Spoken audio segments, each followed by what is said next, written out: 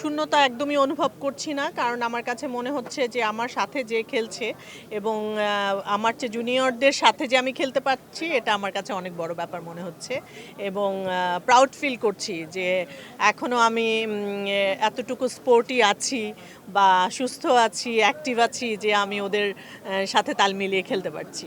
Total 3টা match আমাদের খেলতেই হবে, তারপর যদি জিতে যাই তাহলে ফাইনাল ম্যাচে আমরা যেতে পারবো। 3টা ম্যাচে অ্যাটলিস্ট 2টা উইকেট নিতে চাই।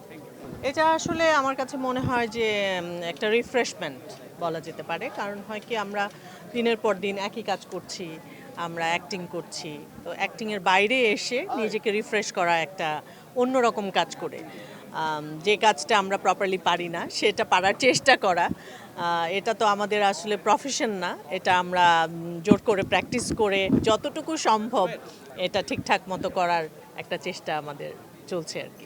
আসলে ভীতি বলা যায় না, আমি পার্সোনালি আমারটা বলবো যে মোটেই আমি একদম ভীত না, কারণ কোনো কিছুই তো আসলে জীবন মরণের কিছু নাই। এটা আমাদের একটা ফান ইভেন্ট বলা যায়, যে আমরা মজা করে আনন্দ থেকে এই কাজটা করছি এবং আমাদের এই ম্যাচটা অর্গানাইজ করা হয়েছে আমাদের রিফ্রেশমেন্টের জন্য। সো আনন্দ নিয়ে খেলছি, এটা ভয় ভীতি বা প্রেশার নিয়ে করা না। আমরা আমাদের প্রাণপণ এফর্ট দিচ্ছি, প্র্যাকটিস করছি। এই যে প্র্যাকটিসের মাধ্যমে আমাদের কিন্তু খুব সুন্দর একটা সময় পার হচ্ছে, আমরা রিফ্রেশ হচ্ছি, আমাদের আনন্দ হচ্ছে ভেতরে। তো এই আনন্দটা নিয়ে আমরা আবার আমাদের কাজে ফিরে যাব, সেই কাজটা আমার মনে হয় তখন আরও অনেক বেশি আনন্দময় হয়ে উঠবে। ডিফিকাল্ট আসলে আমার কাছে খুব বেশি কোনোটাই মনে হচ্ছে না, কারণ হচ্ছে আমার কাছে পুরোটা বিষয়ই খুব আনন্দময় মনে হচ্ছে।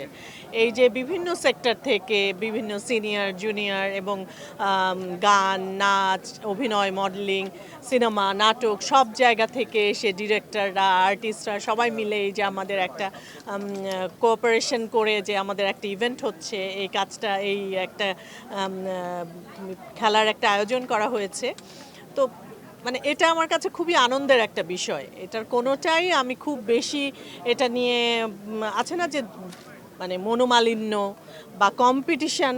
হ্যাঁ, খেলার মাঠে অবশ্যই কম্পিটিশান আছে, যখন আমি যে দলটার অপোজিটে খেলছি সেই মোমেন্টটুকুতে আমি জেতার চেষ্টা করছি, বাট যেই মুহূর্তে খেলাটা শেষ হয়ে যাচ্ছে সাথে সাথে কিন্তু আমরা আবার আমাদের জায়গায় ফেরত যাচ্ছি।